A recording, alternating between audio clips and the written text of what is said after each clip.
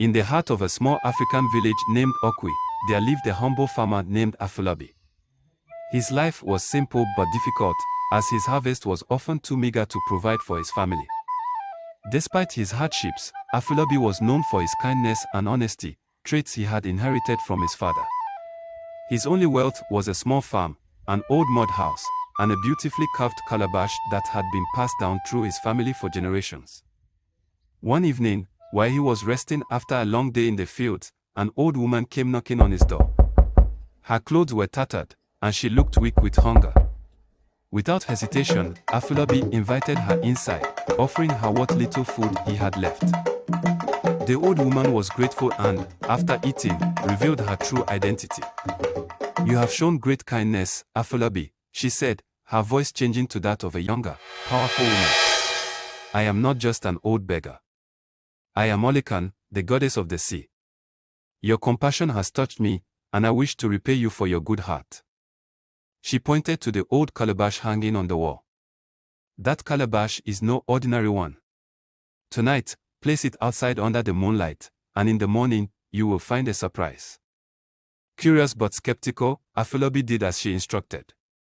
He placed the calabash in the middle of his yard, under the full moon's glow, and went to bed. The next morning, Afolabi was astonished to find the calabash filled with gold coins. He could hardly believe his eyes. Every night after that, as long as the calabash was placed under the moonlight, it produced more gold, enough for Afolabi to become the wealthiest man in the village. But the goddess had left him with a warning: do not become greedy. Share your blessings with others, and the calabash will continue to give. But if you keep all the riches for yourself, the magic will be lost. For a long time, Afolabi followed her advice. He helped his neighbors, built new houses for the poor, and provided food for those in need. His village prospered, and everyone respected him for his generosity. However, as the months went by, Afolabi began to grow more attached to his newfound wealth. He started keeping more for himself, hoarding the gold in hidden places. One night, filled with greed, Afolabi whispered to himself, "What if I leave the calabash outside all night, every night? I could become even richer, richer than the kings themselves." The moment he placed the calabash outside with greed in his heart, a great storm swept over the village. Lightning struck, and the calabash shattered into 1,000 pieces. The next morning, all of the gold he had hoarded vanished, and the once prosperous man was left with nothing but his empty fields. Realizing his mistake, Afolabi fell to his knees and wept. He had ignored the goddess's wisdom, and now he paid the price.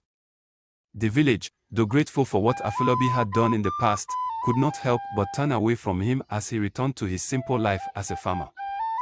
The legend of Afolabi and the magic calabash spread throughout the land, teaching generations that true wealth comes not from gold or riches, but from a generous heart that shares with others.